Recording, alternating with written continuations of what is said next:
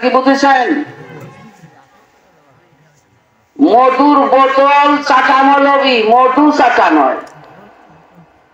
আরে মধু খেতে গেলে বোতল খোলা শেখেন, তারপরে মধুটা ঢালেন, তারপরে জিহ্বায় লাগান, স্বাদ আছে কিনা পাবেন। বোতল খোলা নেই, মধু ঢালা নাই, বোতলের গাও চাইছি সেই মিষ্টি। হ্যাঁ, এইরকম কাম হবি না। এই কাজ দিয়ে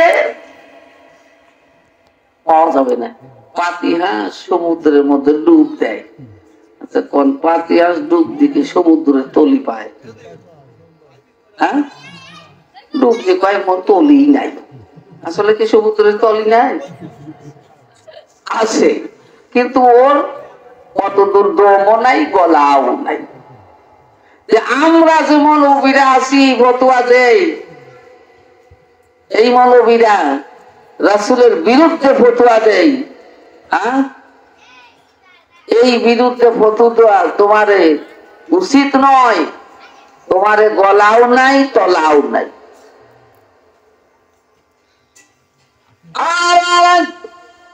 ইমাম বানাবেন, কিন্তু আল্লাহ তাআলা প্রত্যেকটা নবীর কাছ থেকে মতামত নিচ্ছে। জোরে কোন সুবহানাল্লাহ। আদম আলাইহিস সালাম কয়, আল্লাহ আমি তো ইমাম হব।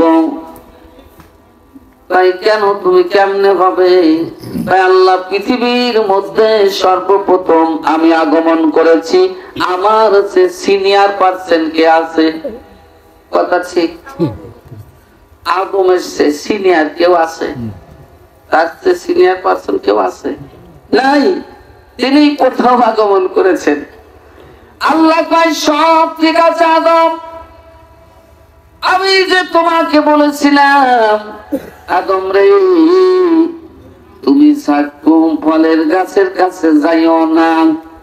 তাহলে জাক্কুম ফল খাইলা বেহেশত থেকে বের হয়ে আসলে বেহেশতি পোশাক শরীর থেকে খুলে গেল। আমার নবীর ওসিলা নিয়া তুমি আমার কাছে দোয়া করলে, আমি রহমাতাল লিল আলামিন নবীর ওসিলায় তোমার দোয়া কবুল করে নিলাম। তাহলে তোমার সিনিয়র পার্সন কনে গেল গো আদম? তুমি কি ইমাম হবে? আল্লাহ না। দেখছেন, আদম আলাইহিস সালামের ইমামতি শেষ, উনি আর ইমামতি পারল না। আমি যদি এই ইমামের বর্ণনা দিই তাহলে তো মেলা সময় লাগবে। এক কথায় বুঝাই দিই, প্রত্যেকটা নবী এরকম ইমাম হওয়ার জন্য প্রত্যেকেই নিজেই বলে আমি ইমামি, আমি তো হনে, কিন্তু আবার নিজেই গোটায় নেয়। আল্লাহ কয়, তাহলে ইমাম পাওয়া গেল না, আমি ইমাম দাঁড় করে দিই। সুবহানাল্লাহ। কারে দাঁড় করে দিল? ওয়ামা আরসালনাকা ইল্লা রাহমাতাল লিল আলামিন।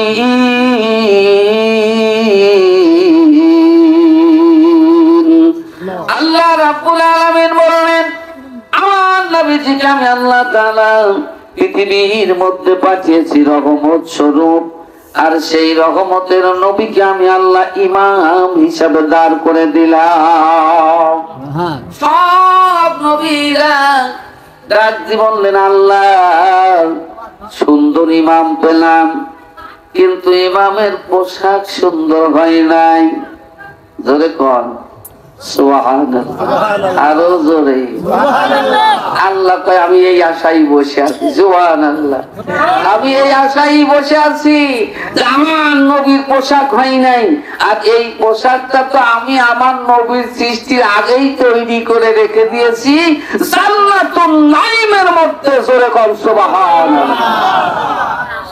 আর এই জান্নাতুন নাঈমের মধ্যে এই পোশাকটা আছে। আপনারা কোন যে আল্লাহ পাক রব্বুল আলামিন নবীকেই আগে তৈরি করেছে, না কাবা শরীফ আগে তৈরি করেছে? কোনটা রে বাবা? জোরে কন্যা, নবীকে আগেই বানাইছে। আল্লাহ তাআলা নবীকে সৃষ্টি না করলে পৃথিবীর কুল কায়নাত কিছুই সৃষ্টি করতে না, কথাটা গ্যারান্টি আছে।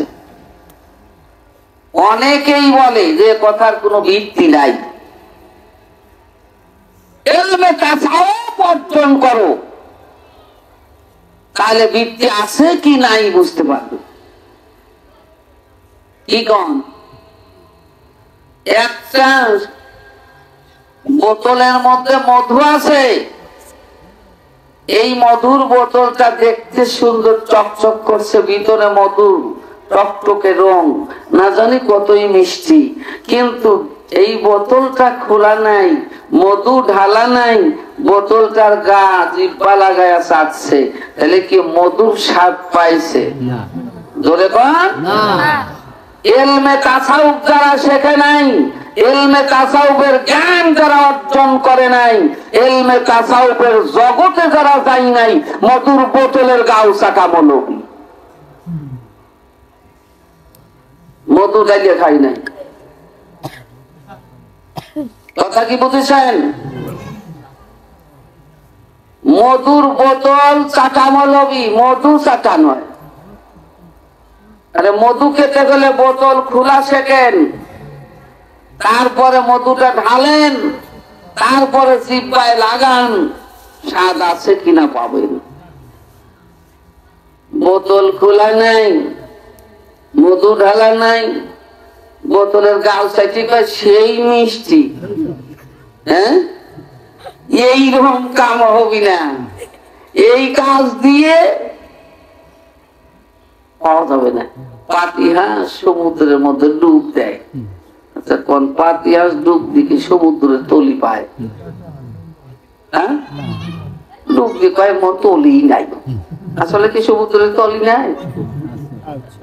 আছে, কিন্তু ওর কতদূর দমও নাই, গলাও নাই।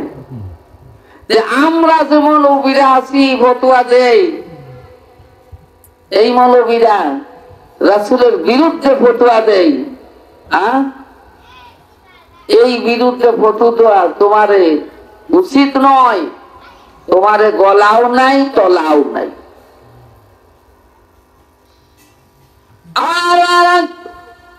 আল্লাহ পাক রব্বুল আলামিন বললেন, হাবিব একটুখানি অপেক্ষা, আপনার চেহারাটা দেখার জন্য সবাই তৎপর। জোরে কোন সুবহানাল্লাহ। নবীর দিকে দাঁড়িয়ে সবার সঙ্গে একটু পরিচয় পর্ব সেরে নেন। এর মধ্যেই আমি জিবরাইলের মাধ্যম দিয়ে আমার নবীজির পোশাকটা আমি পাঠিয়ে দিলাম। জোরে কোন সুবহানাল্লাহ। জান্নাতুন নাঈমের মধ্যে আপনারা বলেন তো বাবা, এই যে আমরা নূরে তাজের গল্প শুনি, নূরে তাজটা কোথায়? আল্লাহ কিভাবে বানিয়ে রাখছেন? এই নূরে তাজের মধ্যে আমার রাসূলের পোশাক মোবারকটা ছিল। জোরে কোন সুবহানাল্লাহ। এখন আল্লাহ সেখানে রেখেছেন কিয়ামতের দিন নবীজি যখন মানুষগুলিকে বিচারের থেকে সুপারিশ করবে, আল্লাহর বিচার থেকে সুপারিশ করবে।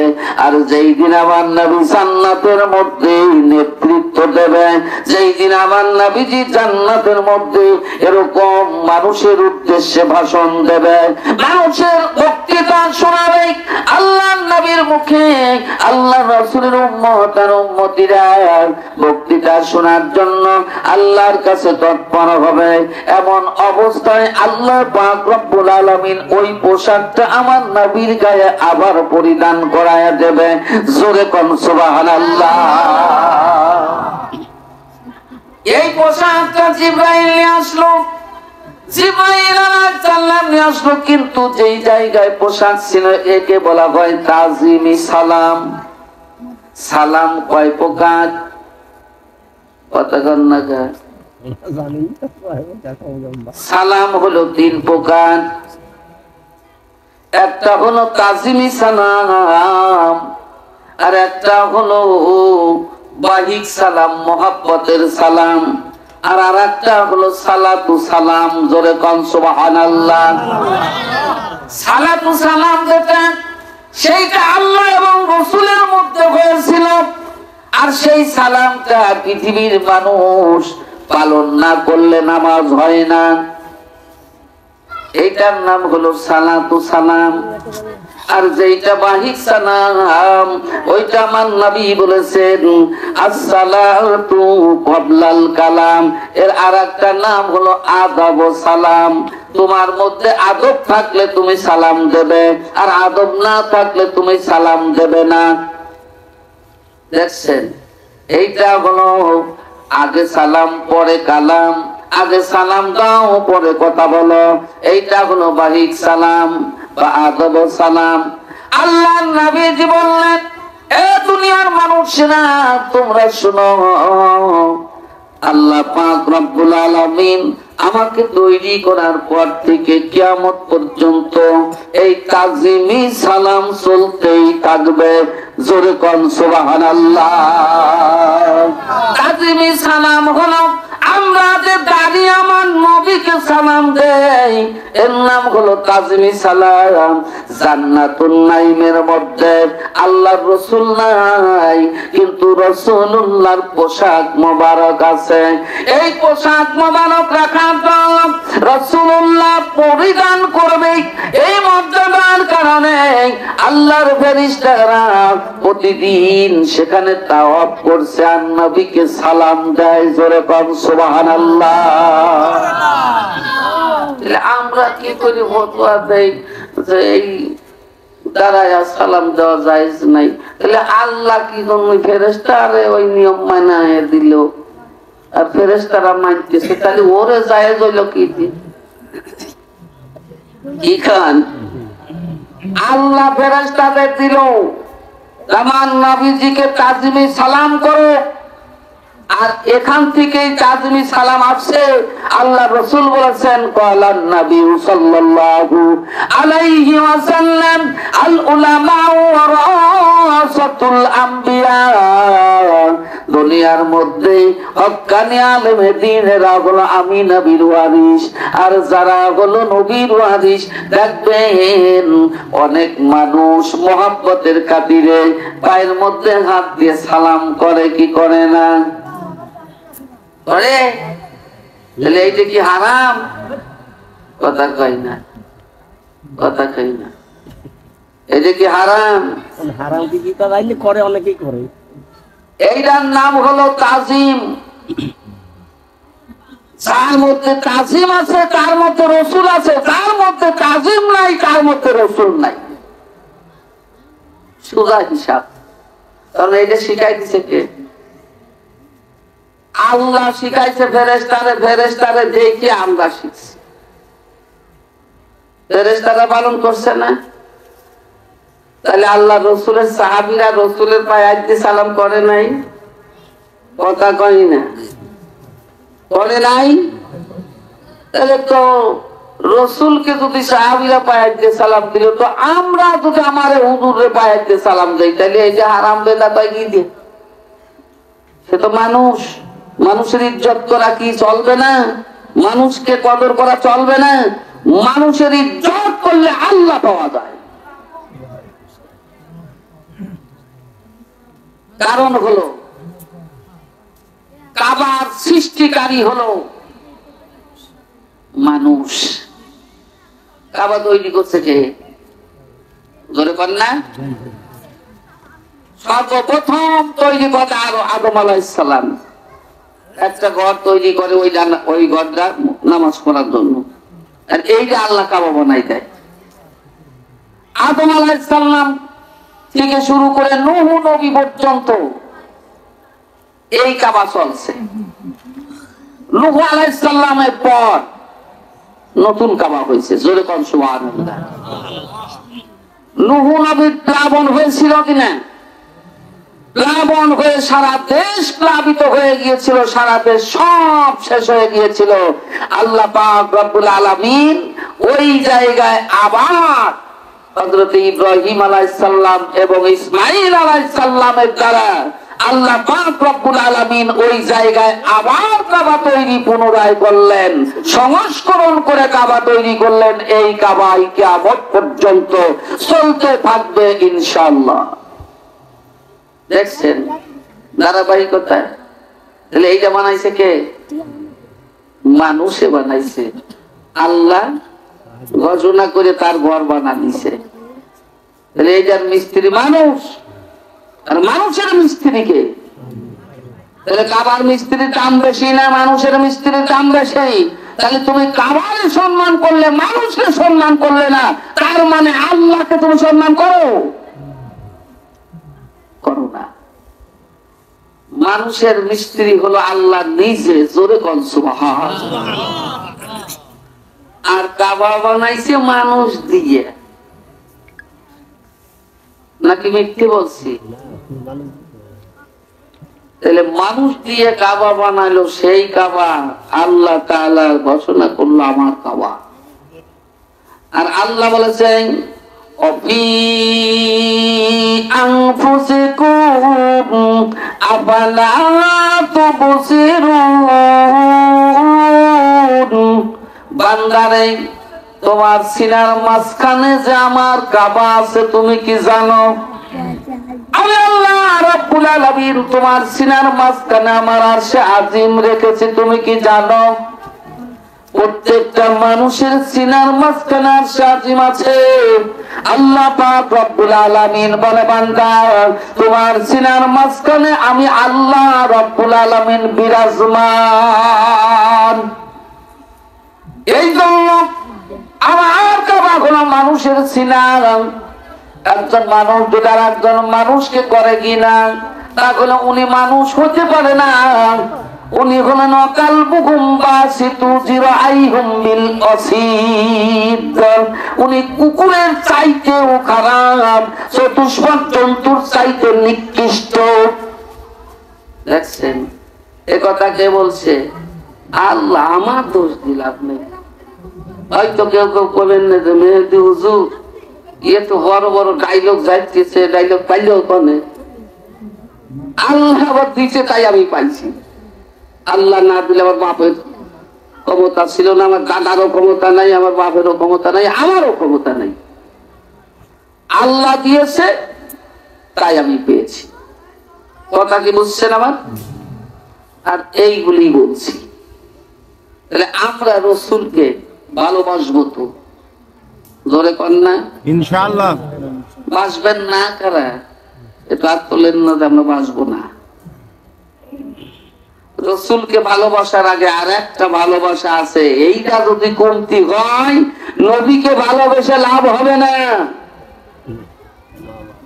এই জন্য আমি এই আয়াতের একটু থিংস দিলাম। আসলে আলোচ্য বিষয় আমার এটা নয়, আমি আজ আরম্ভ করি নাই, এখন করবো।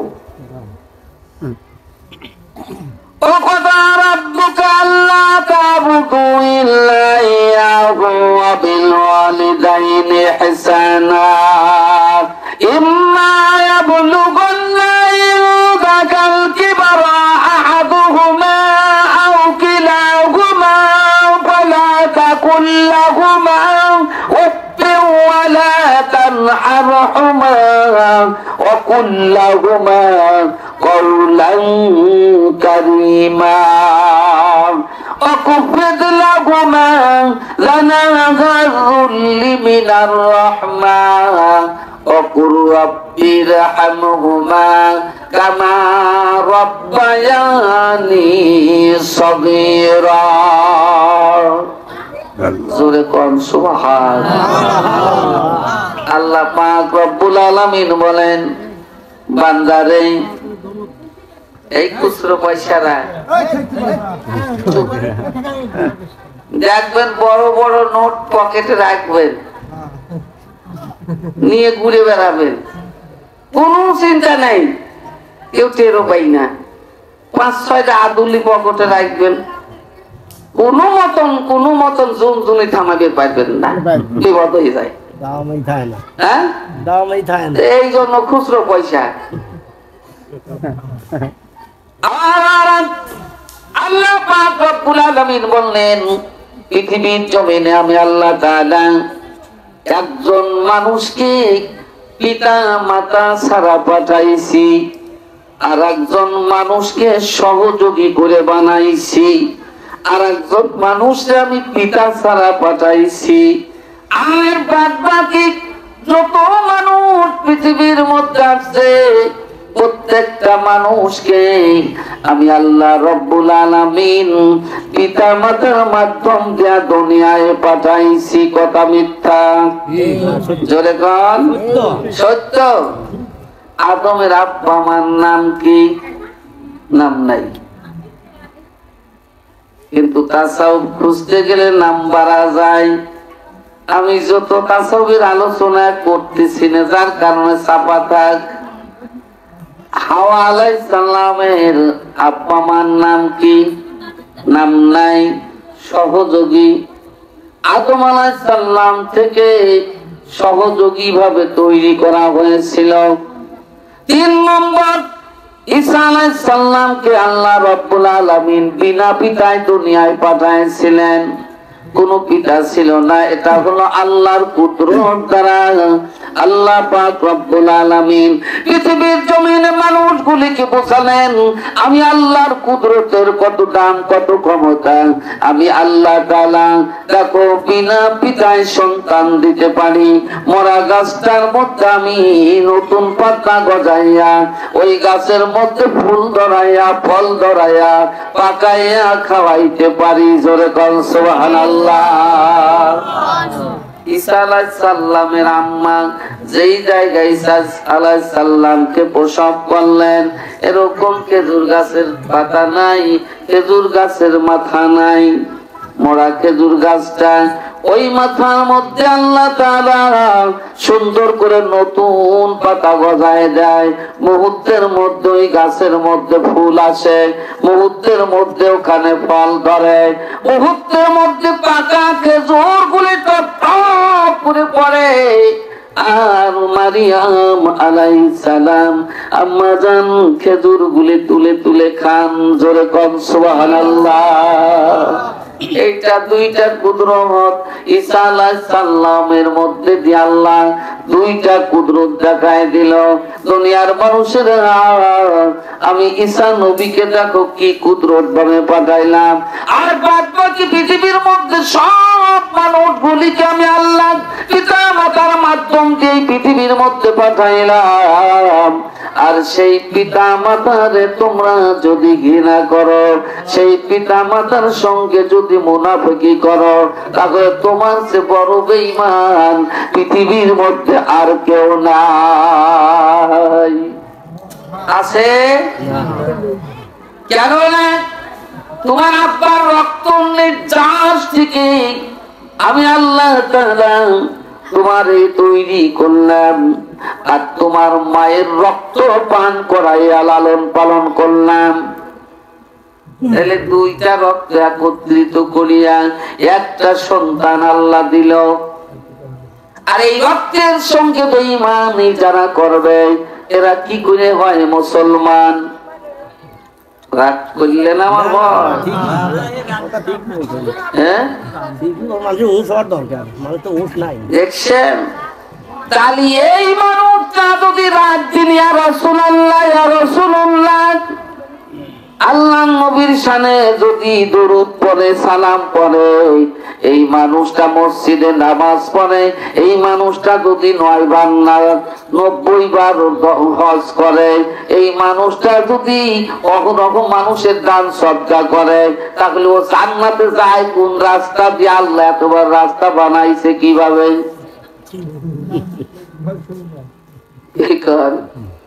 জাগায় বেঈমানি করি, উপরে তুমি দেখাইতে চাও আমি সব চকিয়ে মাহাল ফল দেখতে সুন্দরী দেখা যায়, কেউ কি খায়া দেখেছেন কোনদিন?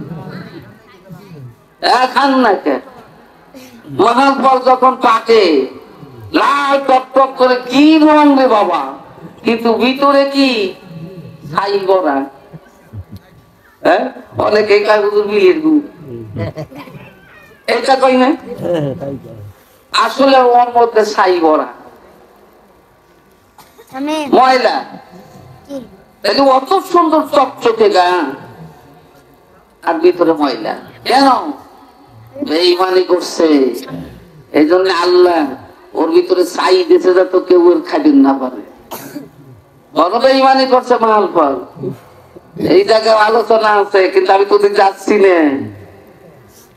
আর এই জন্য আল্লাহ পাক রব্বুল আলামিন ডাক দিয়ে বলল, দুনিয়ার মানুষেরা রে, আমি তোমার আব্বার রক্তের নির্যাস থেকে তোমারে তৈরি করলাম, তোমার মায়ের রক্ত পান করাইয়া এই পৃথিবীর জমিনে আমি আল্লাহ তোমার বড় বানাইলাম।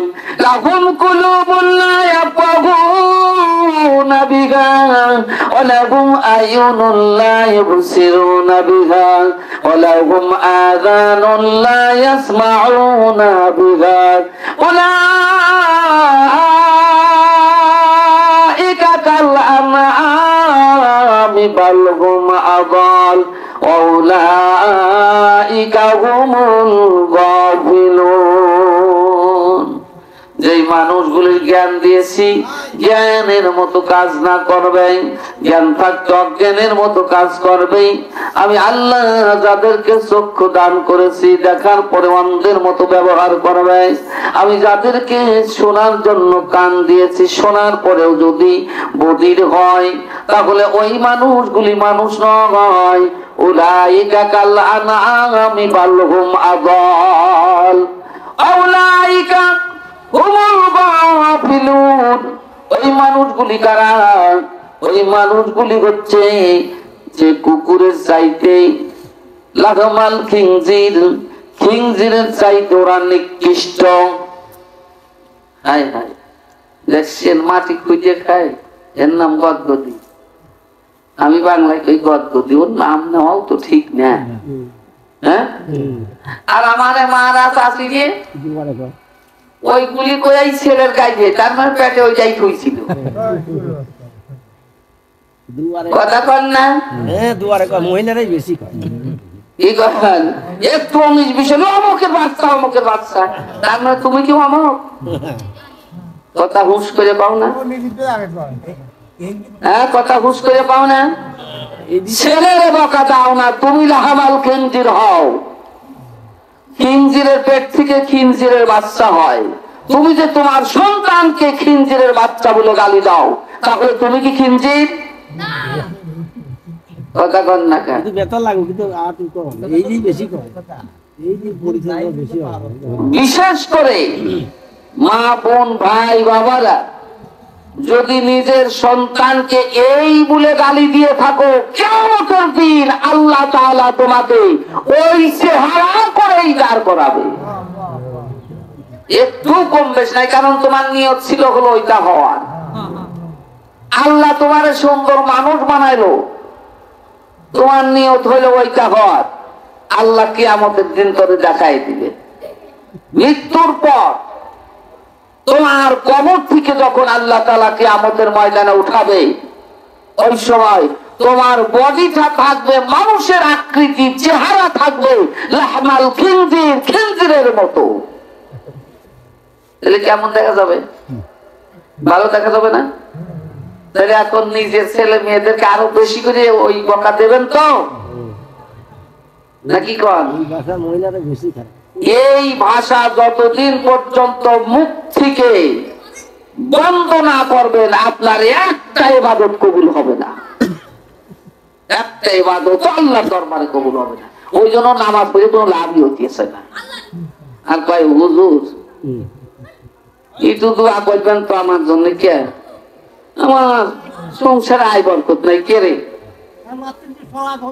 হুজুররা কি দুয়ার ব্যাপারী? কথা বলেন, হুজুররা কি দুয়ার ব্যাপারী? তাহলে দুয়ার মানে ভান্ডার নিয়ে বসে গেছে নাকি? আরে আবার দুয়ার ব্যাপারী হুজুরে কোন সুবহানাল্লাহ। কেন না? আল্লাহ রাসূল বলেছেন হুজুররা হলো আমার কি ওয়ারিস। তাহলে রাসূল যদি দুয়ার ব্যাপারী হতে পারে, হুজুররা কেন হবে না? কিন্তু তুমি সব সময় দোয়া চাইবে কিন্তু কাজ করবে না, ওই দোয়ায় তো কাম হবে না। খালি তাবিজ নিয়ে বসবে থাকতে তো হবে না, খালি তাবিজ নিয়ে থাকতে তো হবে না। একজন মানুষ গরিব মানুষ, এখন এই গরিব মানুষটার মশারি কিনার টাকা নাই, ইয়া ঘর করছে যে আমি মশারি ওই মশা বন্ধ করার তাবিজ দেই। কোথায় হকার টকার ঘরের কাছে নিয়ে লাভ নেই, হুজুরের কাছে যাই। তো ধরেন আমি আপনার এলাকায় ওয়াজ করতে আসছি, একজন আইতে হুজুর আমার তো মশারি নাই, তো মশা তো সেই জ্বালায় মশার কামড়ে অত্যাচারে আর থাকতে পারি না, দয়া করে একটু দোয়া যদি দেখেন তাহলে তো মশা কামড়াইলে বলতো। তো কয় ঠিক আছে দোয়া লেই দিচ্ছি। ওখানে ফাইন করে লেই দিচ্ছে, খালি তাবিজের ভরসা করো না, মশারিও টানায়ও। দেখছেন, খালি তাবিজের ভরসায় করলে মশা বন্ধ হই না, মশারিও টানায়ও। আপনারা যে খালি তাবিজের ভরসায় থাকবেন তা নয়, নিজেরাও মশারিও টানাবেন। তার মানে হলো নিজেরাও ইবাদত করবেন, আব্বা মার সঙ্গে সৎ আচরণ করবেন। ইহসানা ইম্মা ইয়াবলুগান্না ইনদাকাল কিবারা আহাদুহুমা আও কিলাহুমা ফালা তাকুল লাহুমা উফফি ওয়ালা তানহারহুমা। জোরে বল সুবহানাল্লাহ। কয়বার হুমা শব্দ ব্যবহার হইলো? 3 বার। 4 বার না রে বাবা। আহাদুহুমা আও কিলাহুমা ফালা তাকুল লাহুমা উফফি ওয়ালা তানহারহুমা। জোরে বল সুবহানাল্লাহ। এই জায়গায় কি গল্প হইছে জানেন? মসজিদে নববীতে আমার নবী বসে আছেন, এমন সময় একজন সাহাবী উপস্থিত হলেন। উপস্থিত হবার পর এই সাহাবী ডাক দিয়ে বললেন, ইয়া রাসূলুল্লাহ, ইয়া হাবিবাল্লাহ, হুজুর আমি আমার আব্বা মাকে এত ভালোবাসি, ইয়া রাসূলুল্লাহ আমার আব্বা মাকে না খাওয়াইয়া আমি কখনো খানা আগে খাই না, আমার আব্বা মাকে না ঘুমাইয়া দিয়া আমি কখনো বিছানায় আগে ঘুমাই না। ইয়া রাসূলুল্লাহ, ইয়া হাবিবাল্লাহ, হুজুর আমি আমার আব্বা মাকে আমার জীবনের চাইতে বেশি ভালোবাসি। নবীজি গো বলেন তো আমার জান্নাত কোথায়? আল্লাহর হাবিব বললেন, আহাদুহুমা, 1 নম্বর, আও কিলাহুমা ফালা তাকুল লাহুমা। জোরে কোন সুবহানাল্লাহ। কার কথা বলছে 3 বার? মার কথা বলেছে। জোরে কোন সুবহানাল্লাহ। এরপরে রাসূল বলছে উফফি ওয়ালা তানহারহুমা, তোমার আব্বা। এখানে হাদিসের মধ্যে আছে উম্মুকা, প্রথমবার উম্মুকা, দ্বিতীয়বার উম্মুকা, তৃতীয়বার উম্মুকা, চতুর্থবার ওয়া আবিকা। 3 বার মায়ের কথা কেন বলা হয় একটুখানি খেয়াল করেন, বিস্তারিত একটু আলোচনা করলে ভালো বুঝতে পারবেন। বাবারা, ভাইরা, আম্মা জানেরা, বহু জানেরা, একটু ভালো করে খেয়াল করে শুনে রাখুন। এই জন্য মাদেরকে আল্লাহ রসুল বেশি মর্যাদা দিয়েছেন। একটা সন্তান যখন মায়ের উদরে আসে, এই সময় মা যত কষ্ট পায় পৃথিবীর মধ্যে কেউ এত কষ্ট পায় না। পায় কি? ঠিক। আমাদের সাধারণ যদি পেটটার মধ্যে একটু গন্ডগোল হয় তাহলে শরীরের আরামায়ে সব শেষ হয়ে যায়, তাই যায় না? অশান্তি, মন ভালো লাগে না, ঘুমতে ভালো লাগে না, খেতে ভালো লাগে না, কাজ করতে ভালো লাগে না, পেটের মধ্যে সামান্য একটু গ্যাস হয়েছে বলে। আর মা কত বড় একটা ওজনওয়ালা বোঝা নিয়ে চলছে, পেটে করে বহন করছে, কাজ করছে। এই কথা কি মিথ্যা নাকি?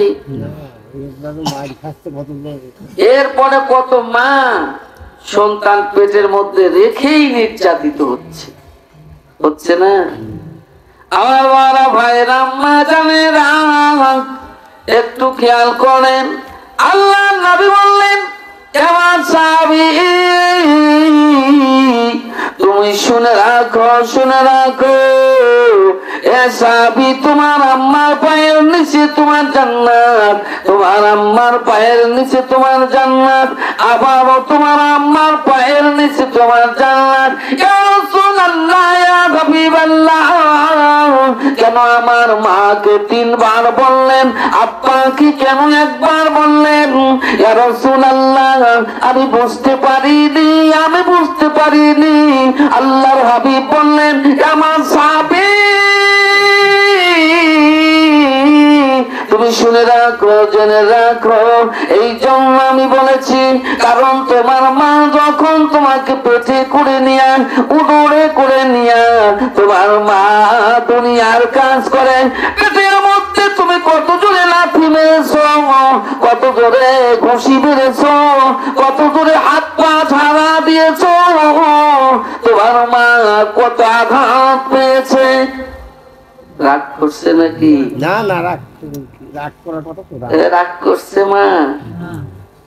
মাকে কত দিয়েছি গালি, দিয়েছি কত ব্যথা, হাসি মুখে শুয়েছে মা গো, বুঝতে দেয়নি ব্যথা। পৃথিবীতে ভালোবাসার মানুষ একজন, যার পায়ের নিচে বেহেশত আমার, সেই তো আমার মা।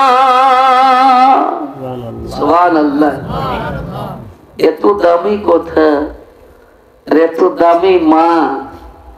দেখেন তো বর্তমান সমাজে অবহেলিত মাদের মূল্য নেই। কথা বলেন,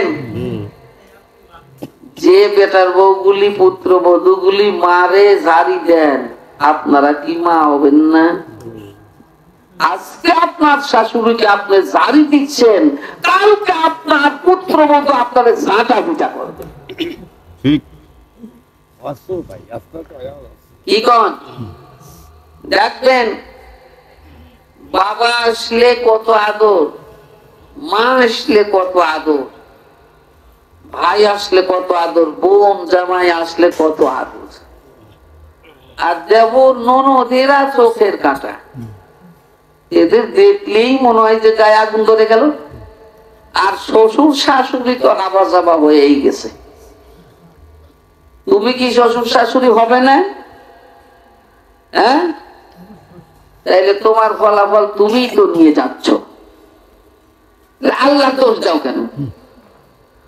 আল্লাহ আমার কপালে কি রাখছিল এই বুঝিয়ে খুনটা মারে না, আমার সংসারের শান্তি সব শেষ।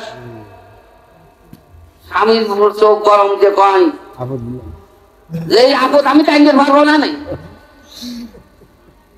আমার অত বোঝা টানা নাই। কি কান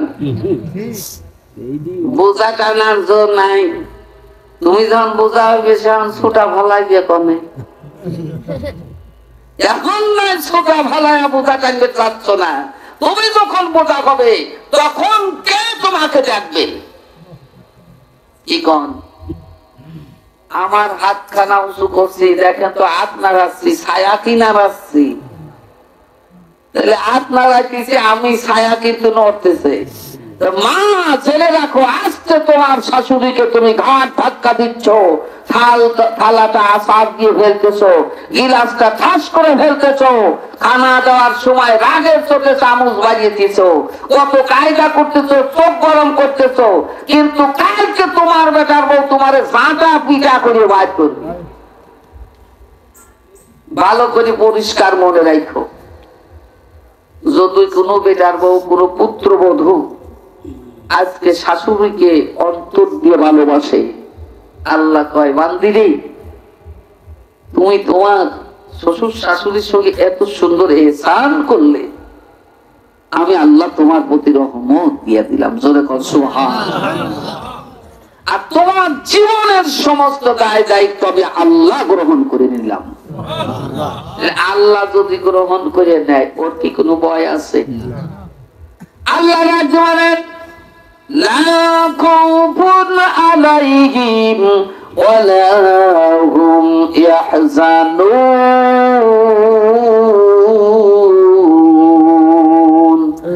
তোদের কোনো ভয় নাই, তোদের কোনো চিন্তা নাই। আমি আল্লাহ যার দায়িত্ব গ্রহণ করে নেই, ওই মানুষগুলির আর কোনো চিন্তা থাকে না। জোরে কন সুবহানাল্লাহ। বাবারে অনেক মারা আছে, সবচাইতে আমার কাছে কষ্ট লাগলো বাবা।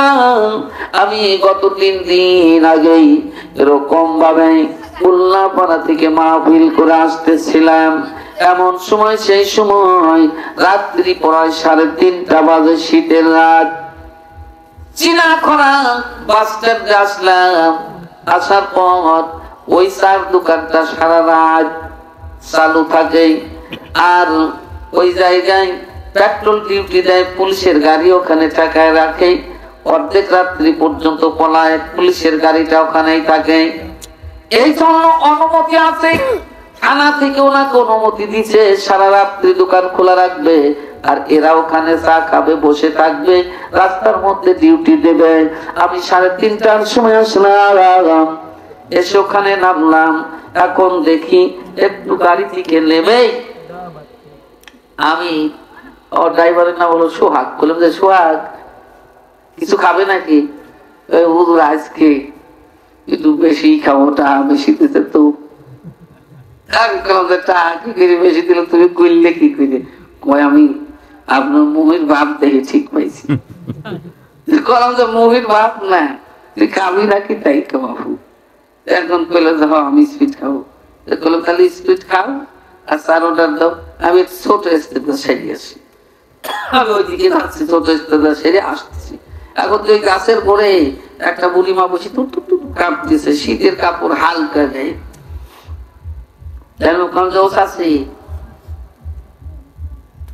এখানে কেন কি করে কথা কয় না? আমি মনে করি পাগল টাগল নাকি। সোহাগে ডাকলাম, সোহাগে একটু আসলো। কি এই মেয়েটা ভালো না মাথা খারাপ? যেমন ওই বিটি যাই কইছি ভালো না মাথা খারাপ, ওই বিটি শিক্ষিত কাজে উঠছে। রাত 3:30টা ওই সময় বিটার বউ ঘর থেকে বাইর করে দিচ্ছে। এর চেয়ে কষ্ট পৃথিবীতে আর কিছু আছে না। এই সময় আমাদের জড়াই ধরেছে, কাঁদতে কয় বাবা বড় কষ্ট করে বেটা আমি পেটে রাখছিলাম, কত কষ্ট করে আমার বেটাকে আমি লালন পালন করেছি, লেখাপড়া শিখাইছি। আমার বেটাকে আমি কত কষ্ট করে মানুষের বাড়ি কাজ করে করে, ছোট্টবেলায় ওরা মারা গিয়েছিল। 2টা বেটা, আমার একটা বেটি। আমার মেয়েটা সাপে কেটে মারা গেল। আমার 2টা বেটা। এই বেটাটা আমি কত কষ্ট করে 2টি বেটা লালন পালন করলাম। হঠাৎ করে ছোট ছেলেটা করোনা হয়ে মারা গেল। হুজুর আমার একটা বেটা থাকলে আমি কত কষ্ট করে বেটারে মানুষের কাছ থেকে চেয়ে নিয়ে, মানুষের কাছ থেকে দাঁড় দেনা করে আমি বিদেশ পাঠাইলাম। আমার বেটার আমার খেতে দেয় না, আমার বেটার কাছে মিথ্যা কথা বলে, আর বলে আমি মাকে ঠিক মতন খাবার দেই, ওষুধ দেই, মাকে আদর করে কোনো কষ্ট দেই না। বাবারে তুমি তাকাই দেখো আমার চেহারার দিকে, আমার শরীরের দিকে, আমার চেহারা তো কেমন, আমার বেটাকে জানতে দেয় না। আমি যদি ফোনের মধ্যে একটু কথা বলতে চাই আমাকে বলতে দেয় না। আমার বেটারও আমারে বাড়ি থেকে বের করে দিয়েছে। আমি জোর করে ফোনের মধ্যে কথা কইতে চাইছিলাম জন্য আমাকে ঘর থেকে বের করে দিয়ে ঘরে দরজা দিয়ে দিয়েছে। রাতভর আমি ঘরের বারান্দায় বসে থেকে থেকে অভিমান করে এসে গাছের ঘরে বসে রয়েছি। বেটা বলেন তো দেখি বাবা, এই দৃশ্যটা দেখার পর কোন মানুষটা আর কষ্ট লাগে না?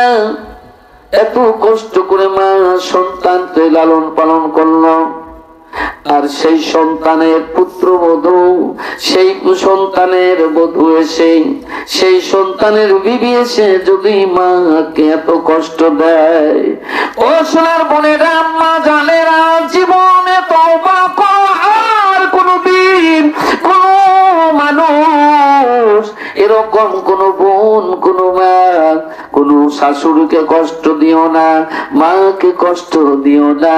মা হলো জান্নাত, মায়ের পায়ের নিচে তোমাদের জান্নাত আছে। তোমাদের জান্নাত যদি তোমরা নষ্ট করে ফেলে দাও তাহলে আল্লাহর দোষ দিয়ে কোনো লাভ হবে না। আমি বললাম, মা রে তুমি খানা খেয়েছো কিনা?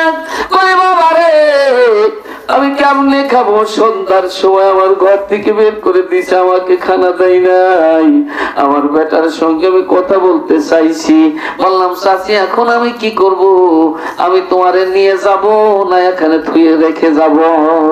ডাকতে বললো, বাবা তুমি যদি এক বোতল বিষ আমার এনে দিতে পারতে আমার খুব উপকার হতো বেটা। তোমাকে আমি কিয়ামতের দিন আল্লাহর কাছে বলতাম, আল্লাহ উনি আমার উপকার করছে। আমি বললাম, চাচি জীবনে এমন কথা বলো না, কারণ আমার মার বয়স 110 বছর, এখনো আমার মা বেঁচে আছে। আল্লাহ আমার কপালটার মধ্যে কত ভাগ্য রাখছে, আমি কতবার সৌভাগ্য মায়ের সন্তান। আল্লাহ পাক রব্বুল আলামিন আমার ঘরে কত সুন্দর রহমত রেখে দিয়েছে। আমি যেখানেই থাকি না কেন আমার কোনো চিন্তা নাই, কারণ আমার ঘরে মা আছে। তোমার ঘরে কি আছে? আমি কত মানুষকে গৌরব করে বলি, ভাই তোমার মা নাই, আমার মতো তোমার বাহাদুরি নাই। কি কর? মা নাই গৃহে যার গভীর অরণ্যতার, মা নাই গৃহে যার গভীর অরণ্যতার, দেখিলে মায়ের মুখ মুছে যায় সকল দুঃখ। জোরে কর সুবহানাল্লাহ। মায়ের চেহারা দেখলেই সমস্ত দুঃখ বেদনা চলে যায়। আমি যখনই বাড়িতে যাই দৌড় দিয়ে আগে মায়ের কাছে যাই। আমি যে বলি, আমি কখনো মাকে মা বলে ডাক দেই না। কেন না? আল্লাহ আমার ঘরে কোনো বেটি দেয় নাই। আমি যে বলি কিনা আমার মেয়েটা কেমন আছে, সঙ্গে সঙ্গে আমার মা বিছানা থেকে মাথাটা উঁচু করে ডাক দিয়ে কয়, আমার আব্বা আসছে, তাড়াতাড়ি আসো বৌমা, কোনে গেলে? আমি কই, মারে আমি কি তোমার আব্বা? তুমি যে আমার মেয়ে বললে, তাহলে আমি তোমার আব্বা, তুমি আমি যদি তোমার মেয়ে হই তুমি আমার আব্বা হও। এবার শুনে রাখো, আজ পর্যন্ত আমি যত সময় বাড়িতে থাকবো আমার মাকে ছাড়া আমি খানা খাই না। আমার মাকে আমি নিজে খানা খাওয়াই দেই, আমার মাকে আমি নিজে গোসল অর্ধ গোসল করিয়ে দেই, শরীরটা ভিজায় দেই, পানি তুলে দেই, কিন্তু শরীরটা তো বসে মেজে দিতে পারি না। হাতগুলি সাবান দিয়ে ধুয়ে দেই, পা গুলি ধুয়ে দেই। আমার মা বলে, বাবা রে তোমাকে এত কষ্ট করতে হবে না। আমি ডাকতে বলি, মা তুমি জানো না আমি কোরআন পড়ে পড়ে দেখেছি তোমার পায়ের ময়লা সাফ করে দিলে আমার অন্তরের ময়লা দূর হয়ে যাবে। ও মা, তোমার পাখানা যত ফর্সা করে দিতে পারবো আমার কলকটা তত ফর্সা হবে। মা তোমাকে আমি যত আরামে রাখতে পারবো, মা তোমাকে যত বেশি ভালোবাসবো আল্লাহ তত এলেমের দরজা আমাকে দান করবে।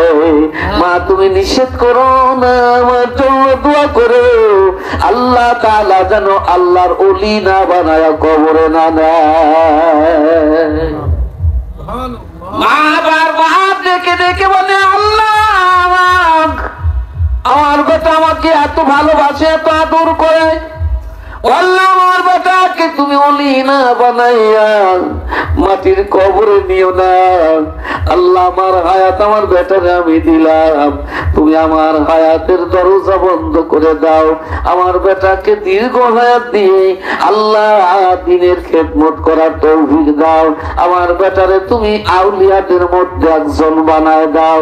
আমি বললাম, না তোমার হায়াত তুমি আমারে দিও না, আমি এতিম হয়ে যাব। মা তোমার এই সোনার মুখখানা আমি আর দেখতে পারবো না। আল্লাহ তোমার যতদিন হায়াত দিছি আমি আল্লাহর কাছে বলবো, আল্লাহ আমার মায়ের আরো দীর্ঘ হায়াত দাও, আরো বরকত দিয়া দাও। আল্লাহর কাছে তুমি শুধু দোয়া করবে, আল্লাহ যেন আমাকে ওলি না বানায় মাটির কবরে ধরায়া না দেয়। মার দোয়া কবুল হয় কি হয় না? জোরে কোন। তাহলে আপনাদের দোয়া আপনাদের জন্য হবে না কেন? আমার মার দোয়া যদি আমার জন্য কবুল হয়, আপনার জন্য আপনার মার দোয়া কেন কবুল হবে না? এই জন্য কবুল হচ্ছে না, মাকে কষ্ট দিয়েছেন, মাকে আঘাত দিয়েছেন, আর রক্ত পান করে এত বড় হবার পর ওই মার সঙ্গে বেঈমানি করেছো বাবা। মার ভাই ধরে মার কদমের মধ্যে হাত দিয়া চোখের পানি ছেড়ে দিয়ে যদি কাঁদতে পারো মা রে, ও মা তুমি যদি আমারে মাফ না করে দাও মা, জীবনে কোনদিন আল্লাহর জান্নাত দেখতে পারবো না, আল্লাহর জান্নাতে যেতে পারবো না। মা রে তুমি দয়া করে তোমার বেটা জাহান্নামে জ্বলবে, তুমি দেখতে পারবে মা? তুমি কি সইতে পারবে? ও মা যদি সইতে না পারো আল্লাহর রাস্তে আমারে মাফ করে দাও, জীবনে কোনদিন আর আমি মাকে কোনদিন কষ্ট দিব না। আল্লাহর কাছে তওবা করে নিবে বাবা। এই জায়গায় কাদের মা আছে একটু হাত তোলেন তো, কাদের মা আছে? আমারও তো আছে। কিরে মা কত মানুষের, আলহামদুলিল্লাহ আলহামদুলিল্লাহ। আরে যার মা নাই সেই মানুষটা এখন কত কষ্ট পেল। সবাই হাত তুললো, আমি হাত তুলতে পারলাম না। সবাই মার চেহারাটা দেখতে পারলো, আমি দেখতে পারবো না। জীবনের মতো মাকে মাটির কবরে রেখে আসছি, আর কোনদিন মাকে ডাকতে পারবো না। কি কর বাবা নেই? কাদের আব্বা আছে একটু হাত তোলেন না। আরে কত মানুষের আব্বা আছে, আমার নাই। কত মানুষ আব্বাকে আব্বা বলে ডাকবে, আমি ডাকতে পারি না। এ শোনার বাবারা তোমরা জানো না আব্বা মা কত বড় নিয়ামত। আমার নবী বলেন, আমার সাহাবীরা তোমরা শুনে রাখো, যদি তুমি জান্নাতি মানুষগুলি দেখতে চাও, যেই মানুষগুলি আব্বা মাকে ভালোবাসে, যেই মানুষগুলি আব্বা মাকে খেদমত করে, ওই মানুষগুলির চেহারা তাকায় দেখো। যেই মানুষগুলি আব্বা আমাকে অত্যন্ত ভালোবাসে, ওই মানুষগুলির চেহারার দিকে তাকায়া তাকায়া দেখবা। কারণ যারা আব্বা আমাকে ভালোবাসে ওই মানুষগুলি হলো আল্লাহর জান্নাতি মেহমান। তাহলে আব্বা আমার বেনো করে দিবেন তো? বেনো করে দেন নাই? যারা বেনো করে দিছেন, এ বাপুরে বিবি চলে গেলে বিবি পাওয়া যায়, কিন্তু মা চলে গেলে আজ জীবনে মা পাওয়া যায় না। আব্বা চলে গেলে আজ জীবনে আব্বা পাওয়া যায় না। ছেলে চলে গেলে ছেলে পাবেন, পাবেন। মেয়ে চলে গেলে মেয়ে পাবেন। আল্লাহ আপনার ঘরে আবার যদি দেয় পাবেন না? অনেক মানুষের এরকম হয় না? কত ছেলে মারা যায়, তারপরে আল্লাহ ছেলে দেয়, মেয়ে দেয়, দেয় না? তাহলে আব্বা মা মারা গেছে, আল্লাহ কি আবার আব্বা মা দিছে? তাহলে কেন আব্বা মার সঙ্গে দুর্নীতি করেন? এই মাহফিলের মধ্যে যারা আছেন, আজকে থেকে অন্তর দিয়ে শুদ্ধ বিশুদ্ধ তওবা করেন। আল্লাহ জীবনে জেনে না জেনে ভুল করছি, আর কোনদিন করব না। আল্লাহ আমার আব্বা মার সঙ্গে জীবনেও আমি আর কোনদিন দুর্নীতি করব না, বেঈমানি করব না। আব্বা মার সঙ্গে চোখ রাঙিয়ে কথা বলবো না, জোরে ধমক দিয়ে কথা বলবো না। আব্বা মার অবাধ্য হব না, আব্বা মার সঙ্গে বিনৌ ভাতে খাবো না। আহারে আমার ভাইরা, আমরা ভাই বোন সংখ্যা অনেকগুলি। আমার এক মায়ের সন্তান, আমরা 12 ভাই বোন। দেখছেন সবার বড় আমার বড় বোনটাই। আমার বড় বোন আমার ঘরেই মারা গেল।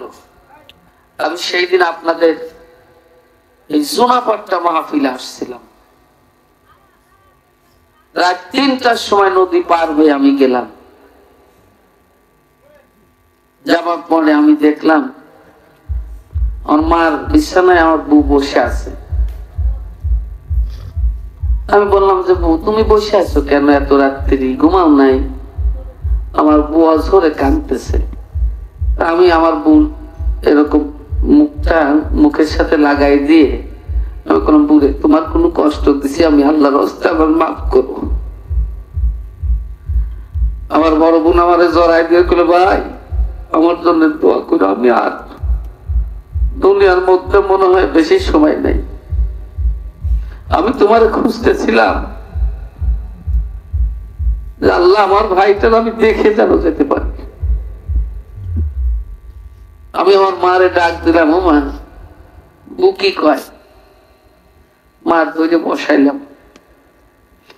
আমার মা বুড়ে জড়া ধরে কয় যে মারে তুই কি করিস? এ কথা বলতে বলতে আমার বুক শুধু লা ইলাহা ইল্লাল্লাহ পড়তেছে। আমি বুড়ে দৌড়লাম, কখন চলে গেছে আমি জানি না। দেখছেন মানুষের হায়াত কি জিনিস। আর এই ভাই বোন এই বাবা মার সঙ্গে কেমনে দুর্ব্যবহার করেন। আমি সারা জীবন মাথা কুটলে আমার ওই বড় বোনটাকে ফিরে পাবো? যার কোলে উঠেছি, যে আমার কোলে করে আদর করছে, ভালোবেসেছে, আর সেই বোনকে আমি জীবনে পাবো? কথা কত না, তাহলে সবই বোঝেন। ও আজকে নিজের আকল, নিজের জ্ঞান, নিজের বিবেকটাকে সঠিকভাবে বিচার করলে ওয়াজ শোনার দরকার নাই। দরকার আছে নাই? তাহলে আমরা এত শুনছি কোরআন হাদিসের কথা, পরিবর্তন কি হয়েছে? লাভ কি? আজকে ছেলে বিয়ে দিয়ে সময় পাই না, 2 দিন পরে বিন হয়ে যায়। কে বাবা, তুমি যে তোমার জীবন সাথী নিয়ে বের হয়ে গেলে, তোমার এত বড় বানালো কে? তোমার এত সুন্দর জীবন কে দিল? সে আব্বা মাকে কেমন করে পর করলে? মনের কাছে একটু ব্যথা লাগলো না? আজকে কত বছর আমার আব্বা মারা গেছে, আমি যখন ক্লাস 2-তে পড়ি। আমি এই জায়গায় এত কষ্ট করি কি জন্য জানেন? একটাই কারণ। আর আপনারা বলেন যে মেহেদি হুজুর টাকা মিটে নেয় না। মানুষ আমারে যত কম দিক, আল্লাহ ঠগায় না। সুবহানাল্লাহ। কেননা আমার জীবনে কোনোদিন মঞ্চে চা খেতে দেখছেন, গৌরবের কিছু না। আমি যতদিন ওয়াজ করতেছি অন্তত 28 বছর তো হবেই। আমার ওয়াজের বয়স 28 বছর তো হবে। এই 27-28 বছর আমার মনে পড়ে না যে আমি মঞ্চে চা খাইছি। কেন? ছোট্ট একটা আমার নিজের জীবনে থেকে বলে যায়, আমি কোনোদিন এরকম ধরনের গল্প করি না। যে সময় শেষ রাত্রি হয়ে গেল, আমার আব্বা জানুয়ারির 7 তারিখে ভোর 4টার সময় দুনিয়া থেকে বিদায় নিয়ে চলে গেল। যেই সময় সকাল ভোর হলো, এই সময় মাইকিং হয়ে গেল। কিন্তু যখন আমার আব্বা বিদায়ের সময় হলো, সারা রাত্রি আমরা সব ভাই বোন একসাথে বসে বসে আল্লাহর কাছে পানা চাইতেছি। ছোট্ট মানুষ তখন বুঝতে পারি নাই। এরকম ভাবে মেজো ভাইয়ের কাছে জিজ্ঞাসা করি, ভাই আব্বার কি হয়েছে, তোমরা গলায় বসে কেন? বড় ভাইকে বলি, দাদা কি হয়েছে? আব্বা এরকম শুয়ে আছে, তোমরা গোল হয়ে বসে আছো কেন? বউর কাছে জিজ্ঞাসা করি, বড় বউ কি হয়েছে? বুকায় তুমি ছোট মানুষ বুঝবা না, ঘুমাও গান। কিন্তু আমরা ঘুমাই না, বারবার ঘুরে আসি, একবার যা বিছনায় শুই আবার ঘুরে আসি। আব্বা আমার ডাকে, আমার ওই বেটাটা কই, আমার ওই বেটা কই, সবাই যে ডেকে সবাই বসে আছি। এমন সময় যখন এরকম 3:30 বাজলো, এ ঘটনাটা আমি নিজেই মুখস্থ না করলেও আমার বড় বোন তো বলছে, মা বলছে, মা বারবার আমাকে এখনো বলে, বাবা তোমার বাবা তোমাকে কি বলে গিয়েছিল, তোমার কি মনে আছে? আমি বলেছি, মা তুমি জানো না, আমার জীবন দিয়ে হলেও আমার বাবার শেষ বিদায়ের কথাটা আমি ধরে রাখবো, যাতে কিয়ামতের দিন আমার বাবা আমার আসামির কাঠগড়ায় দাঁড় করতে না পারে। যেই সময় বললো, বেটা রে আমি তোমারে কোরআন শিখাইছি, আমার জীবনের প্রথম উস্তাদ হলো আমার আব্বা নিজেই। আমি আমার আব্বার কাছে কোরআন তেলাওয়াত শিখেছিলাম, আর আব্বা বলেছিল, বাবা আমি তোমারে কোরআন তেলাওয়াত শিখাইছি। আমি এই মুহূর্তে তোমাকে বললাম, বেটা আল্লাহর রাস্তায় তোমারে আমি আল্লাহরে দান করে গেলাম। বেটা তুমি যদি আমার কথা মানো, জীবনে তোমার অভাব হবে না, জীবনে তোমার সম্মান কেউ করবে না, জীবনে কোনদিন মানুষের কাছে লাঞ্ছিত হবে না, জীবনে তোমাকে দেখে কেউ ঘৃণা করবে না, তোমাকে সবাই ভালোবাসবে, আল্লাহ তোমার এই জান্নাতের ব্যবস্থা করবে। আমি আব্বা তোমার জন্য দোয়া করে যাই, আর যদি আল্লাহ তোমারে গ্রহণ করে নেয়, খবরদার তুমি আমার কাছে বলো, বাবা তুমি দিন প্রচার করে টাকা ছায়া নিবে কিনা। দিন প্রচার করে টাকা যদি চেয়ে নাও, কিয়ামতের দিন আমি তোমার আসামির কাঠগড়ায় দাঁড় করাবো।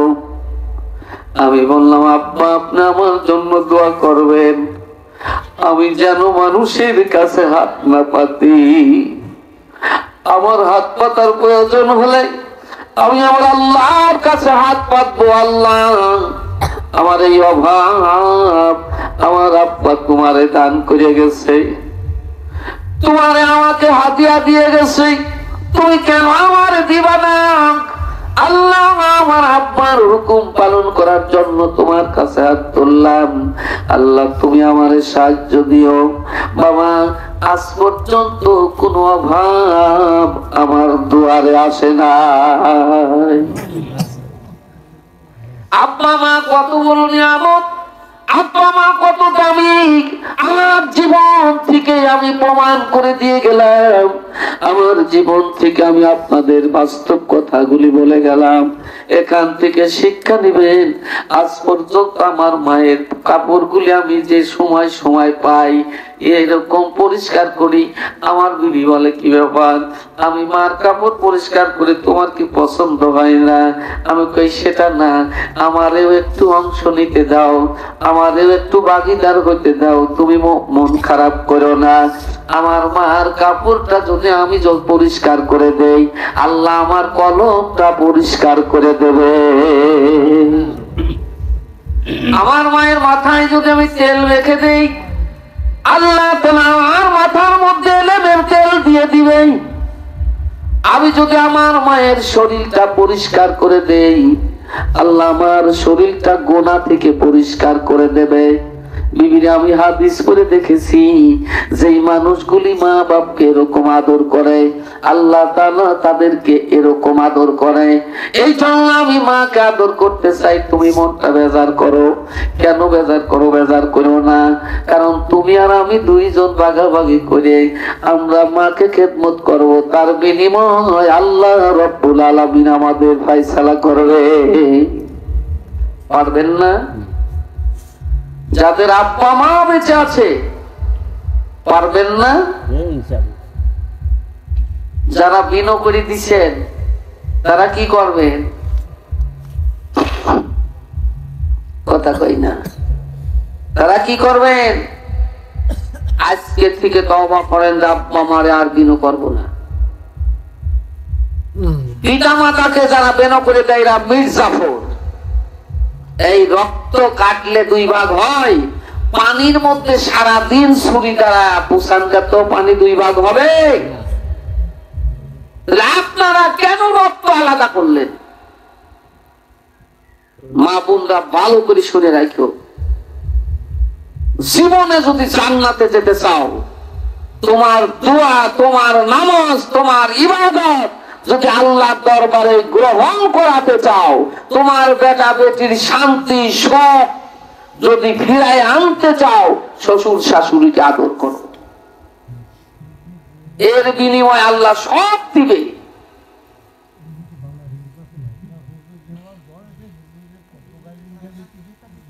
কথা বোঝেন নাই আমার বাবারা? এই জন্য আমি আপনাদেরকে আর কষ্ট দেবো না। রাত্রি কত বেজে গেছে রে বাবা? না না না, অনেক বেজে গেছে। আর কয়ে কি করব? এই আলোচনা হলো, এই আলোচনাটা আমল করবেন, পারবেন? যদি এইটা সঠিক আমল করেন, আমি গ্যারান্টি দিয়ে বলতে পারি ওই মানুষগুলি প্রত্যেকেই আল্লাহর জান্নাতের মেহমান হতে পারবে, সক্ষম। দেখছেন এই যে আমার জিল্লু, আরে ওর আব্বা দুনিয়াতে নাই, আমার আব্বা নাই। আব্বা হারালে কি বেদনা আমি জানি, আব্বা হারায় গেলে কি মানুষ হারায় ফেলে এটা আমি জানি, কত কষ্ট হয় এটা আমার জানা আছে। কিন্তু আমার মা আছে, মা হারানোর বেদনা আমি জানি না। এই জন্যই তো আল্লাহ পাক আমার নবীকে আব্বা মা হারা করে দুনিয়ায় রাখলেন, যেন মানুষের বেদনা রাসূল বুঝতে পারে। এটা হারালাম, দেখলাম না গো আল্লাহ, হারাইলাম এইখানে আমার মতন এতিম বলো আল্লাহ কে আছে জাহানে। এটা কবির কথা। আর নবী ডাকতে বলেন, আল্লাহ আমি দুনিয়ায় আসার আগে আমার আব্বাকে তুমি আমার কাছ থেকে হারায় দিলে, আমি আব্বাকে হারায় ফেললাম, ছোট্টবেলায় মাকে হারালাম, আল্লাহ কেন এমনটি করলে? ও আমার সাহাবীরা এসে আমার কাছে কত আব্বা মার গল্প করে, আব্বা মাকে ভালোবাসার কথা বলে। আল্লাহ কেন আমার আব্বাকে তুমি জীবিত রাখলে না? কেন আমার মাকে জীবিত রাখলে না? আল্লাহ এমন করলে কেন? আল্লাহ পাক রব্বুল আলামিন বললেন, আলামি আজিদিকা ইয়াতীমান ফাআওয়া ওয়া ওয়াজাদাকা ضالا فهدى ووجدك عائلا فأغنى فأما اليتيم فلا تقهر وأما السائل فلا تنحر وأما بنعمة ربك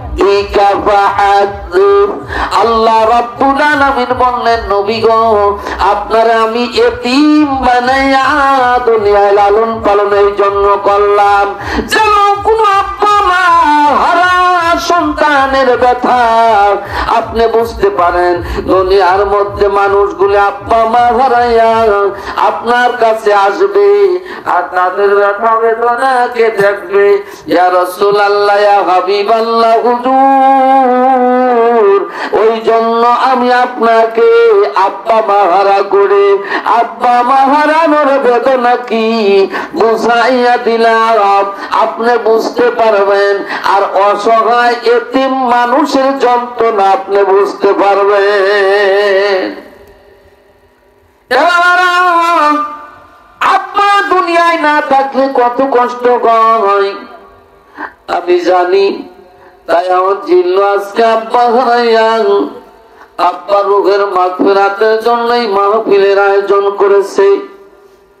ভালো হয়েছে না মন্দ হয়েছে? অবশ্যই ভালো হয়েছে। আল্লাহ রব্বুল আলামিনের কাছে লাভটা কি একটু খেয়াল করেন। এ কথাটা বলেই আমি মোনাজাতের দিকে যাব বাবা, দেরি আর করব না। আল্লাহ রব্বুল আলামিন এরকম ভাবে কোন সন্তান যদি আব্বা মার জন্য দোয়া মাগফিরাত কামনা করে, আল্লাহ পাক রব্বুল আলামিন ওই সময় পিতা মাতা তার রূহানি চোখ দিয়া সন্তানগুলিরে দেখতে পায়। যখন আব্বা মার জন্য নেক কাজ করে এবং আল্লাহর কাছে মাগফিরাত কামনা করে, ওই সময় পিতা মাতা দেখে বড় খুশি হয়। আল্লাহ রাব্বুল আলামিনের কাছেই পিতা মাতার রূহানি হালতে দোয়া করে, আল্লাহ তুমি আমার বেটা বেটির বরকত দিয়া দাও, ওদের জীবনের গুনাহ মাফ করো। আল্লাহ তুমি মেহেরবানি করিয়া ওদেরকে আল্লাহ বরকত আর রহমত দান করো।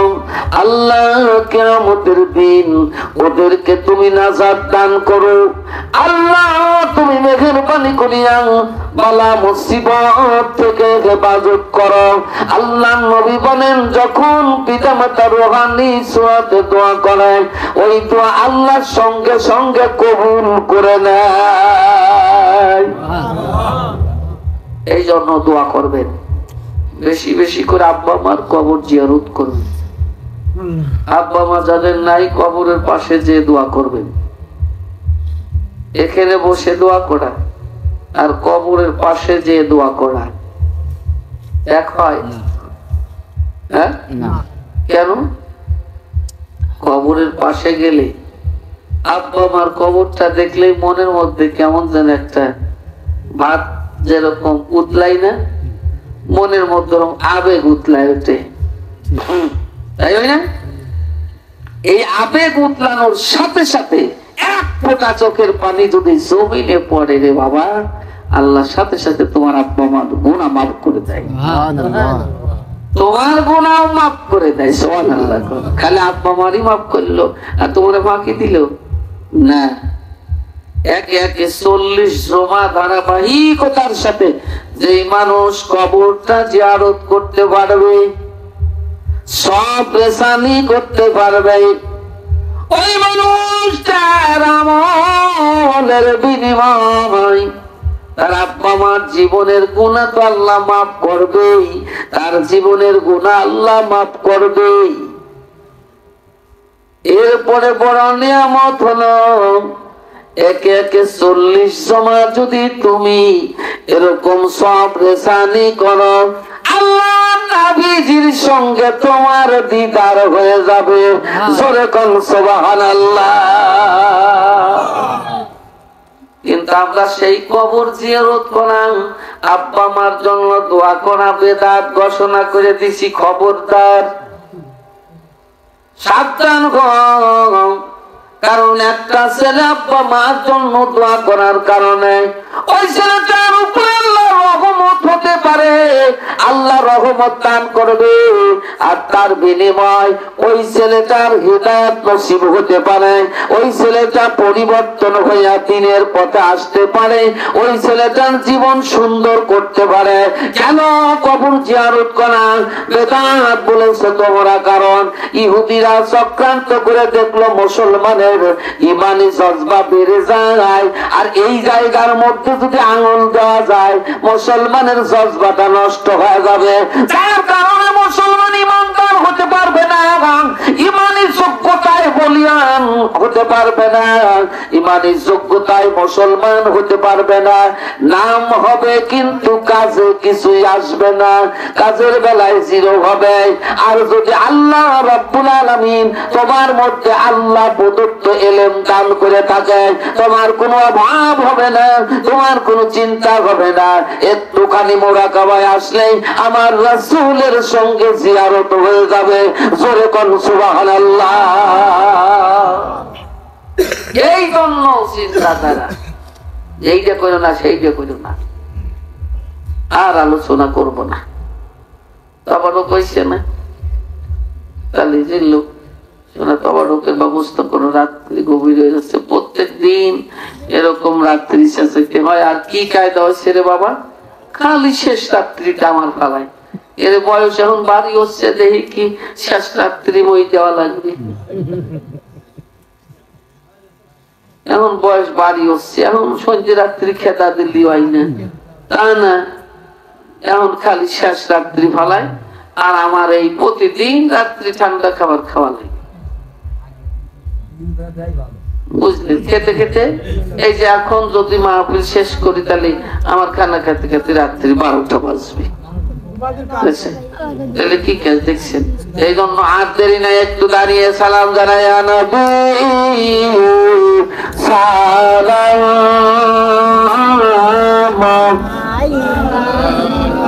ইয়া রাসূল সালাম আলাইকা ইয়া হাবিব সালাম আলাইকা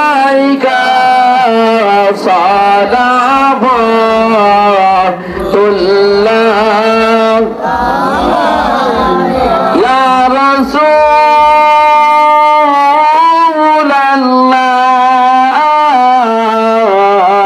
ইয়া হাবিবাল্লাহ।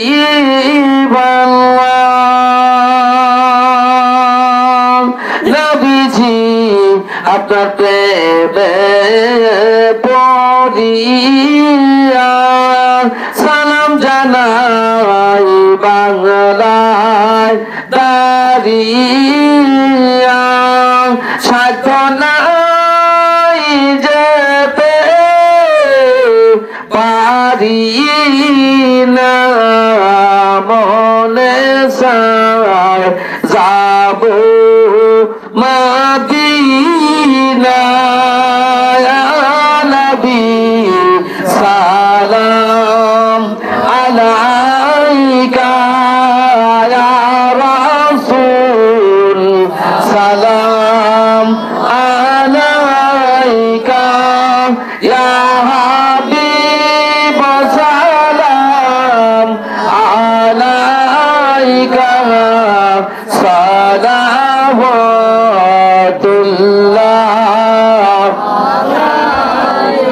ইয়া রাসূলাল্লাহ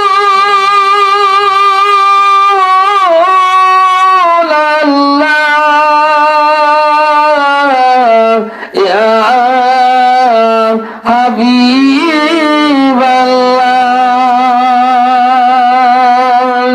নবীজি তুমি নূরে মুজাসসাম, নবীজি তুমি রহমতে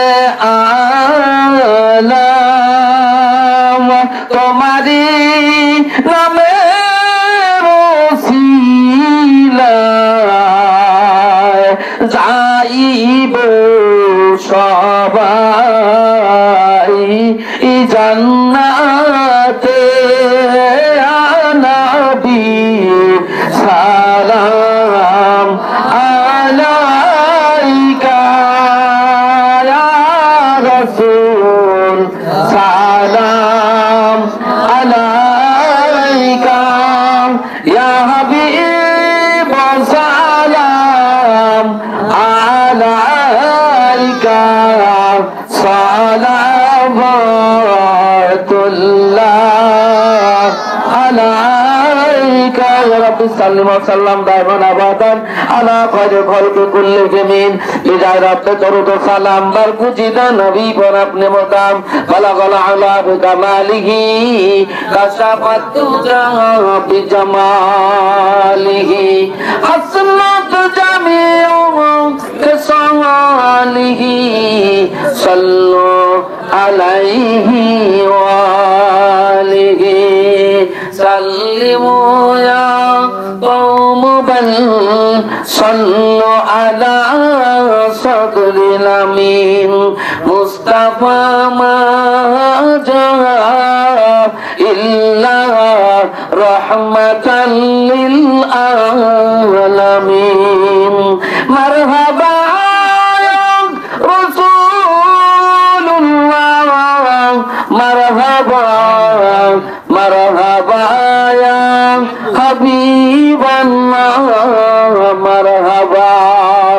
সালাতুন ইয়া রাসূলুল্লাহ আলাইকুম সালামুন ইয়া হাবিবাল্লাহ আলাইকুম। আলহামদুলিল্লাহ। আমরা এখানে যারা উপস্থিত আছি একজন মানুষ কি বলতে পারবো যে হুজুর আমার জীবনে কোনো ভুল করি নাই? বলতে পারবো? তাহলে আমাদের জীবনের ভুলের দিকে তাকিয়ে আল্লাহর কাছে আমরা পানা চেয়ে দোয়া করবো ইনশাআল্লাহ। আর তাবরক দিতে থাকেন, তাবরক নিয়ে শোনারা তোমরা কেউ চলে যেও না, দোয়া করে যাবে। হ্যাঁ, আমরা সবাই আল্লাহর কাছে পানা চাই যেন আল্লাহ তাআলা আমাদের ভুল ত্রুটি, আমাদের গুনাহ, আমাদের সকল অন্যায় অপরাধ আল্লাহ ক্ষমা করেন। আমরা সবাই বলি আউযু বিল্লাহি মিনাশ শাইতানির রাজীম, বিসমিল্লাহির রহমানির রহিম, আস্তাগফিরুল্লাহ রাব্বি মিন কুল্লি যামবিন ওয়া আতুবু ইলাইহি লা হাওলা ওয়ালা কুওয়াতা ইল্লা বিল্লাহিল আলিয়্যিল আযীম। আয় আল্লাহ তাআলা, আমি আমার জীবনের সমস্ত গুনাহ হইতে আল্লাহ তোমার কাছে তওবা করিতেছি। মাওলা, তুমি আমার জীবনের সমস্ত গুনাহ মাফ করে দাও, আমার তওবাকে কবুল করো, তওবাকে আমায় নেই। তওবা ইয়া রাব্বি, তওবা ইয়া আল্লাহ। আশহাদু আন লা ইলাহা ইল্লাল্লাহু ওয়াহদাহু লা শারীকা লাহু ওয়া আশহাদু আন্না সাইয়্যিদানা মুহাম্মাদান আবদুহু ওয়া রাসূলুহু সাল্লাল্লাহু আলাইহি ওয়াসাল্লাম। اللهم آمين. ربنا ظلمنا أنفسنا وإن لم تغفر لنا وترحمنا لنكونن من الخاسرين. ربنا يا ربنا कर ले तू मकबूल मेरे मौला। আল্লাহ তুমি রহমান, তুমি মেহেরবান, আল্লাহ তুমি দয়াবান। তোমার বিশাল বিস্তীর্ণ পৃথিবীর আকাশের নিচে আর জমিনের উপরে আল্লাহ আমি তোমার অযোগ্য অধম এক গোলাম। আল্লাহ তোমার আদরের বান্দা বান্দি গুলিকে নিয়ে তোমার শাহী দরবারে দুখানা হাত পেতে দিলাম। আল্লাহ তুমি দয়া করে আজকের এই মাহফিল খানাকে কবুল করে নাও। আল্লাহ এর মধ্যে যদি কোনো ভুল চুক হয়ে যায়, আল্লাহ তুমি রহমান, তুমি দয়াবান, আল্লাহ তুমি দয়া করো, মায়া করে আমাদেরকে তুমি মাফ করে দাও। আল্লাহ মেহেরবানি করিয়া এ মাহফিল খানা কবুল করে নাও। আল্লাহ সন্ধ্যা থেকে শুরু করিয়া এই তো রাত্রি পর্যন্ত আল্লাহ বিভিন্ন উলামায়ে দ্বীনেরা আলোচনা করেছে, তোমার বান্দা বান্দীরা শুনেছে। আল্লাহ আমি এই অযোগ্য তোমার অধম গোলাম, আল্লাহ মাথা কিছু কথা বলেছি রে মাওলা, আল্লাহ ভুল চুক মাফ করে দিয়ে কবুল করে নাও। আল্লাহ এর মধ্যে যে বরকত দান করো, সোনার মদিনা নবী পাকের রওজা মুবারক আজকের হাদিয়া খানা পৌঁছে দাও। আল্লাহ মেহেরবানি করিয়া তার আওলাদ আসহাব আহলে বায়াত আহলে সুফা আল্লাহ সাহাবাল মাইন হুজুরদের আমাকে সব পৌঁছায় দেন আল্লাহ। তোমার সালাম থেকে শুরু করিয়া আজ পর্যন্ত তোমার যত রাসূল নবী সালেহীন সিদ্দিকীন উলামা ফুকাহা আল্লাহ বুজুর্গানে দুইন আউলিয়া কিরাম কুল মুমিন মুমিনাত মুসলিমিন মুসলিমাত বান্দা বান্দিরা তিনখানা পাঁচখানা কাপড় সঙ্গে নিয়ে চিরদিনের জন্য এই মাটির কবরের বাসিন্দা হয়ে গেল। আল্লাহ প্রত্যেকের রোগ মোবারক আজকের হাদিয়া পৌঁছায় দাও।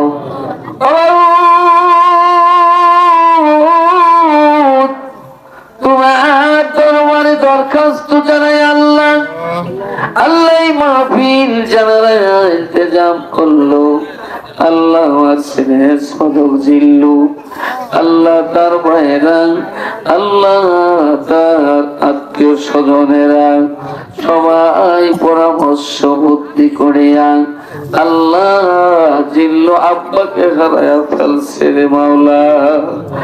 জীবনে আর কোনদিন আব্বাকে আব্বা বলে ডাক দিতে পারবে না আল্লাহ। আল্লাহ মেহেরবানি করিয়া আল্লাহ তোমার বান্দার জীবনের গুনাহগুলি মাফ করে দিও আল্লাহ। আল্লাহ কবরখানা বাদে জান্নাত বানিয়ে দাও আল্লাহ। এক কথায় জিল্লু আল্লাহ আমার ছেলের সদক জিল্লু আত্মীয় স্বজনদের মধ্যে থেকে যারা মাটির কবরে চলে গেছে আল্লাহ প্রত্যেকের রূহ মুবারকে সব পৌঁছায় দাও। প্রত্যেকের কবরখানা ভাগে জান্নাত বানিয়ে দাও আল্লাহ। আল্লাহ রাব্বুল আলামিন দয়া করে মেহেরবানি করিয়া এই মাহফিলের মধ্যে যত তোমার বান্দা বান্দিরা আমার সঙ্গে হাত তুলে দিল আল্লাহ, কারো আব্বা আছে মা নাই, কারো মা আছে আব্বা নাই আল্লাহ, কারো আব্বা মা উভয় চলে গেছে আল্লাহ। তুমি দয়া করে মায়া করে আমরা আব্বা হারাইছি, আমরা তোর মা হারার সন্তান হাত তুলেছি আল্লাহ। আমাদের আলাদা আব্বা মার কবর গুলি বাগে জান্নাত বানায় দাও আল্লাহ। মেহেরবানি করিয়া আল্লাহ আব্বা মার কবরে তুমি কষ্ট দিও না। এই মোনাজাত করি মাওলা তোমার শাহী দরবারে আল্লাহ জব দিও না আব্বা মায়ের কবরে। এই মোনাজাত করি আল্লাহ তোমার পাক দরবারে আল্লাহ জব দিও না আত্মীয় স্বজনের কবরে। সকলেরই দরজা হইতে আল্লাহ ফিরিয়া আল্লাহ তোমার রহমতের দরজায় রইলাম বসিয়া। তুমি যদি মাফ না করো আল্লাহ তোমার বান্দা বান্দি রে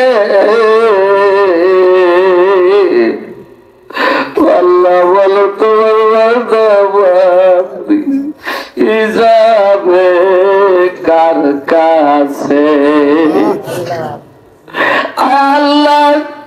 সকলের দরজা থেকে ফিরিয়ে তোমার দরজায় হাত তুললাম আল্লাহ। তুমি যদি গভীর রাত্রিতে বলো আমার বান্দা মেহেদী রে তোরে আমি চিনি না আল্লাহ, আমি এতগুলি মানুষ কার কাছে যাও রে মাওলা।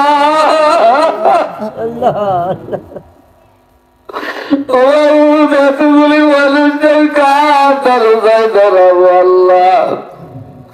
আল্লাহ তুমি দয়া করে মেহেরবানি করিয়া তোমার বান্দাদের জীবনের গুনাহগুলি মাফ করে দাও আল্লাহ। মাহফিল খানাকে কবুল করে দাও। এই গ্রামের মধ্যে তুমি খাস রহমত আর বরকত দান করে দাও আল্লাহ। এই মাহফিলের যত মানুষ উপস্থিত আর উপস্থিত হলো না আল্লাহ, সকলকে তুমি মাফ করে দাও আল্লাহ। اللهم رب ارحمهما كما ربياني صغيرا رب ارحمهما كما ربياني صغيرا سبحان ربك رب العزة عما يصفون وسلام على المرسلين والحمد لله رب العالمين وجل آخر كلامنا عند الموت لا